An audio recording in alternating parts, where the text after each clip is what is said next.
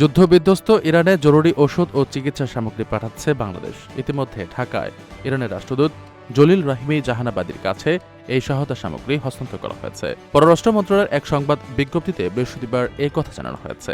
এতে বলা হয়েছে, প্রধানমন্ত্রী তারেক রহমানের সিদ্ধান্ত অনুযায়ী এই সহায়তা দেওয়া হয়েছে।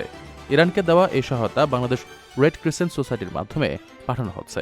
মধ্যপ্রাচ্যের বর্তমান পরিস্থিতিতে ইরানের আহত জনগণের চিকিৎসা সহায়তার লক্ষ্যে জরুরি ওষুধ ও চিকিৎসা সরঞ্জাম করার জন্য গত 6 এপ্রিল রেড ক্রিসেন্ট সোসাইটিকে 1 কোটি টাকা অনুদান দেন প্রধানমন্ত্রী তারেক রহমান।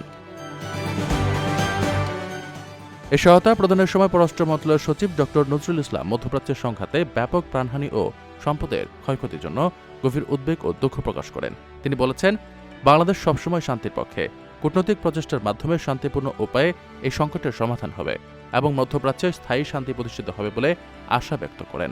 ইরানের রাষ্ট্রদূত জলিল রাহিমি জাহানাবাদী সহায়তা গ্রহণকালে বাংলাদেশ সরকারের এই মানবিক উদ্যোগের জন্য প্রধানমন্ত্রী তারেক রহমানের প্রতি গভীর কৃতজ্ঞতা প্রকাশ করেন।